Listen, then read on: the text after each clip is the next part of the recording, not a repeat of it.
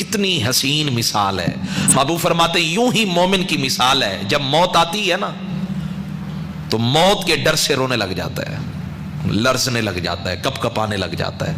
लेकिन जब अपने मेहरबान रब की तरफ जाता है और देखता है कि मेरा रब तो इतना मेहरबान है, सुभान अल्लाह कहना चाहिए, मेरा रब तो इतना करीम है, इतना मेहरबान है, तो अब वो पसंद नहीं करता कि मैं लौट कर दोबारा दुनिया की तरफ जाऊं। हम कहते हैं काश वो लौट के आ जाए।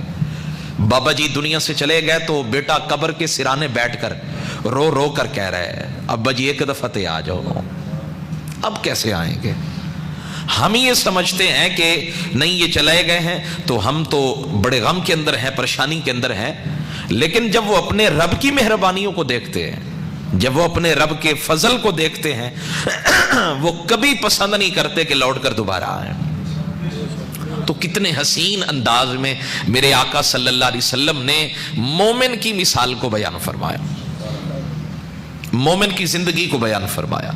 और महबूब फरमाते हैं कि जब एक मोमिन का इंतकाल होता है और फिर उसे गुस्ल देने के बाद, कफन पहनाने के बाद, जनाजा पढ़ने के बाद जब उसे कब्र में रखा जाता है ना, अब आपने देखा, मैंने देखा, हमारी जिंदगी है मुशाहिदात में गुजरी है। बाज लोग होते हैं सरसरी नजर वाले और बाज हर चीज को परखने वाले लोग होते हैं। कहीं से भी गुजरे ना तो गहरी निगाह से हर चीज को देखा, मुशाहिदा किया। बाज दरिया के ऊपर वाले हिस्से को देखते हैं और बाज दरिया की गहराई में उतरने की आदत रखते हैं। वो इकबाल कहते हैं ना, कभी दरिया से मिसल मौज उभर कर, कभी दरिया के सीने में उतर कर, कभी दरिया के साहिल से गुजर कर, मकाम अपनी खुदी का फाश तर कर। सिर्फ ऊपर रहने वाले लोग भी हैं, लेकिन कुछ होते हैं जो गहराई में उतरने वाले होते हैं। हर चीज को परखना, देखना, इसमें कहां खामी है, कहां खूबी है, बाज लोगों की आदत होती है। तो महबूब फरमाते हैं कि वैसे तो मट्टी नहीं बोलती, लेकिन जब एक बंदा कब्र में रखा जाता है ना तो अब अल्लाह उस कब्र की मट्टी को बोलने की ताकत अता करता है। कब्र उससे गुफ्तगू करती है, कब्र उससे हम कलाम होती है। और वो कहती क्या है, मेरे आका खुद बयान फरमाते हैं, यकूलुल कब्रु लिल मय्यित हीन युदऊ। जब बंदे को, मोमिन को, गुनाहगार है या अच्छा है, जब कब्र में रखा जाता है तो अल्लाह उस कब्र को बोलने की ताकत अदा करते हैं। उमूमी तौर पर बंदा बोले तो कोई हैरानगी नहीं होती, लेकिन एक ना बोलने वाली चीज बोलने लग जाए तो बंदा कांप उठता है, डर जाता है। तो फरमाते हैं वो कब्र कहती है, वही हका यबना आदम, ए आदम के बेटे, हलाकत हो तेरे लिए, अफसोस हो तेरे लिए। मा गर्रा, कभी तुझे किस चीज ने सालों तक धोखे में डाले रखा? कभी एक लम्हा भी तुझे याद नहीं आया कि तूने आखिर लौट कर आना है? आज तो नरम गुदाज बिस्तर है ना भाई, आज तो नरम गद्दे हैं, अच्छे बेहतरीन रेशम के गौतकिए लगे हैं। मैं घर जाता हूं, मैं बाद में पहुंचता हूं, मेरे लिए तैयारियां पहले होती है। मेरी बीवी मेरे लिए हर किस्म की तैयारी करती है, लिबास अच्छा, बिस्तर अच्छा, खाना अच्छा, हर चीज की तैयारी है। ओ भाई, यहां की तैयारी की है तो वहां की भी तो तैयारी होनी चाहिए।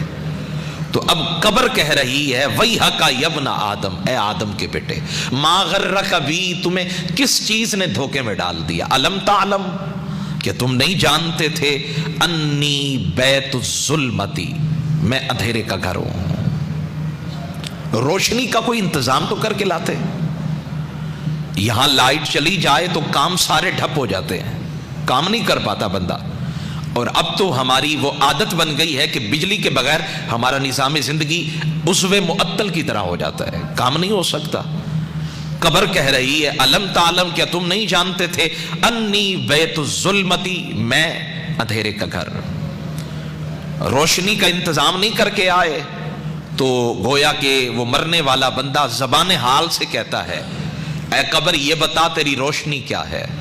कब्र कहती है, नमाज पढ़ती, नमाज तो पढ़ता तो ये कब्र के अंदर उजाले का बाइस बन जाती। तुम रोजा रखते, तुम आमना के लाल की जात पर दुरूद पढ़ते, तो ये इबादात मिलकर تمہاری قبر کو روشن کر دیتے ہیں۔ انا انی بیت الفتنتی، میں تو امتحان کا گھر ہوں، ابھی پتہ لگ جائے گا کیا ہوگا۔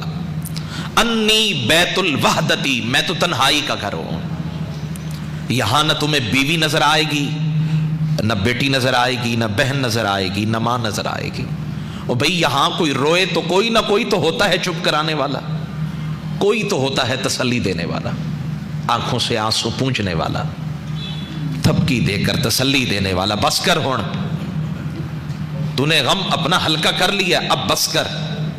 لیکن میرے آقا صلی اللہ علیہ وآلہ وسلم کے غلاموں، سرور کائنات صلی اللہ علیہ وسلم فرماتے ہیں قبر کہتی ہے انی بیت الفتنتی، میں تو امتحان کا گھر ہوں، انی بیت الوحدتی، میں تو تنہائی کا گھر ہوں۔ کوئی اپنا ساتھی بھی تو لے کر آتا نا، ساتھی کون ہے؟ قبر تک تو بیوی بھی چھوڑ کے آ گئی، بچے بھی چھوڑ کے آ گئے، مال بھی چھوڑ کے آ گیا، قبر میں اعمال اندر گئے، نیکیاں اور عبادت اندر گئی ہے۔ اب دیکھنا یہ ہے، فرمایا قبر کہہ رہی ہے الم تعلم، کیا تم نہیں جانتے تھے؟